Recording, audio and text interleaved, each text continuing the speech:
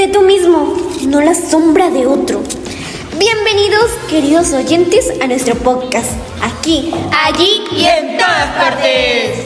En el programa de hoy nos trasladaremos al siglo de oro de la literatura peruana, donde hablaremos del escritor peruano Julio Ramón Ribeiro. Nació el 31 de agosto de 1929 y falleció el 4 de diciembre de 1994, considerado uno de los mejores novelistas de la literatura latinoamericana, siendo una figura destacada de la generación del 50 de su país.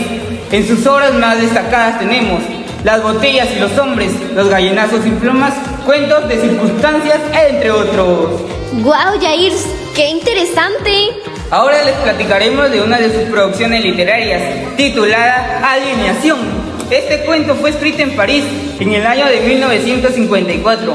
Pertenece al estilo narrativo, teniendo como personaje principal a Roberto López, caracterizado por ser un zampo que anhela parecerse cada vez más a un gringo para lograr el reconocimiento social. Y como personajes secundarios está Queca, Chalo Sander, Billy Mulligan, José María Cabanillas y María, madre de Roberto. Se desarrolla en Lima con el tema la alienación de Roberto y los comportamientos que este problema le ocasionan por ser negro. Bien, entonces prepárense para escuchar el argumento de este interesante cuento. Este es el inicio de Roberto, o Bobby, después Bot. Él, a pesar de ser sambo, quería parecerse a un rubio de Filadelfia. Pero la vida le enseñará que si quería triunfar en una ciudad colonial, más valía un gringo de afueras que un gringo de acá nomás. Siempre quiso desambarse y americanizarse antes de terminar siendo un portero o chofer de combi. Así que se deshizo del peruano que había en su interior y se inventó una nueva persona, que no era ni mulato ni blanquito, más bien un cruce contra natura. Algo que terminó convirtiéndose en su pesadilla. Cuando Roberto todavía era él, solía ir a la plaza Bolognesi, donde todos los jóvenes blanquiñosos se juntaban a jugar pelota. Como todos, le había echado ojo a Queca, que era la musa de los chicos acomodados del barrio que babeaban por ella. Hubo un día que alguien lanzó la pelota que Queca no llegó a parar, rodando hasta donde estaba sentado Roberto. Aprovechó la oportunidad, fue por la pelota, y cuando la tuvo en su mano y estuvo a punto de dársela, ella la observó bien y le dijo: «Yo no juego con zambos». Estas palabras marcaron su vida. Siguió yendo a verla jugar, pero esta vez se volvió más observador. Se fue dando cuenta que Queca no le prestaba atención a los más trigueños, sino que se enfocaba en los más blancos. Así se quedó con el que tenía el pelo más rubio y la piel más blanca, Chalo Sander. Todos los muchachos observaron despechados este suceso y no les quedaba de otra que irse por su cuenta a fumar los primeros cigarrillos y hablar de lo irremediable. Los acompañaba desde lejos. Después de la ilusión arrebatada, todos desertaron la plaza, menos él, que trabajaba en una pastelería y se sentaba en una banca a ver la casa de Queca. Entendió que Chalo Sander solo había sido una etapa en su vida, porque ahora llegaba el pelirrojo, Billy Mulligan, con su carro y raqueta de tenis. Fue él quien la llevó al altar. Ahí entendió entonces una cosa: o Mulligan o nada. ¿De qué valía ser un blanquito más si habían blanquitos desesperados y vencidos? Existía un estado superior habitado por seres que lo merecían todo. El problema era cómo llegar a ser un Mulligan siendo sambo. Entonces decidió desambarse. Se tiñó el pelo con agua oxigenada y se la planchó. Para la piel ensayó almidón, polvo de arroz y talco de botica. Pero seguía siendo un sambo. Le faltaba saber cómo vestía un gringo, cómo hablaba y cómo caminaba. Roberto empezó a ir a lugares frecuentados por gringos y confirmó que estos se distinguían por su forma de vestir. Así fue de los primeros en descubrir el blue jean, los zapatos de lona blanca, las gorritas con víscera, camisa corta de flores o las casacas de nylon. Roberto logró tener todo un guardarropa que estaba a punto de convertirlo en Bobby.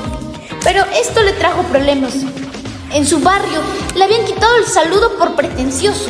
En su casa no daba ni un centavo para la comida, porque todo se lo gastaba en ropa.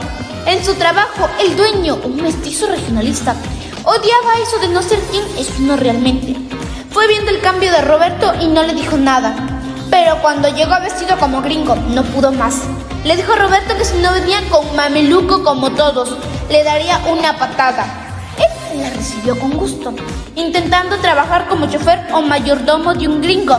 Se le ocurrió que debía aprender inglés, pero no podía pagar su instituto. Así que se compró un diccionario y empezó a copiar todas las palabras en un cuaderno. Llegó hasta la letra C, donde tiró la toalla, pero no desistió. Le quedaba el cine, que era más divertido en su idioma original, y repetía la frase hasta aprendérselas. Después consiguió un trabajo en el club de Browning de Miraflores. A los indígenas los trataba de manera neutral. Pero a los gringos los trataba de manera servicial. Incluso se atrevía a lanzarles algunas palabras en inglés. Y como los gringos se sentían comprendidos, le tenían empatía. Fueron ellos los que lo llamaron Bobby. Con ese nombre se inscribe en un instituto de inglés. Bobby se convirtió en un verdadero chancón y conoció a un sinmil, José María Cabanillas, y ahorraron hasta el último centavo y lograron viajar al difícil país del norte. Y al quedarse sin dinero decidieron enrolarse en el ejército que peleaba contra Corea. Y a cambio les otorgaban la nacionalidad norteamericana y todos los privilegios que gozaban los ciudadanos de la gran potencia. Roberto López y su amigo José María Cabanillas se enrolaron en el ejército norteamericano y la suerte les fue adversa. Cabanillas perdió un brazo y Roberto murió en el frente de batalla.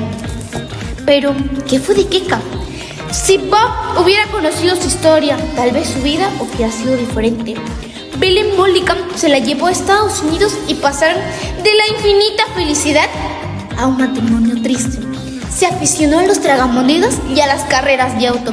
Se metió con una empleada de su fábrica y empezó a golpear a Keka los domingos y a empezar a decirle chola de mierda.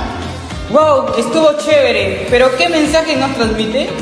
El mensaje es que este cuento nos puede ayudar a analizar cuán débiles podemos ser en nuestra personalidad, ya que la sociedad nos presiona con estándares tanto físicos como culturales, y que para encajar con ellos debemos desprendernos de quienes somos realmente, dejándonos moldear a conveniencia de la comunidad.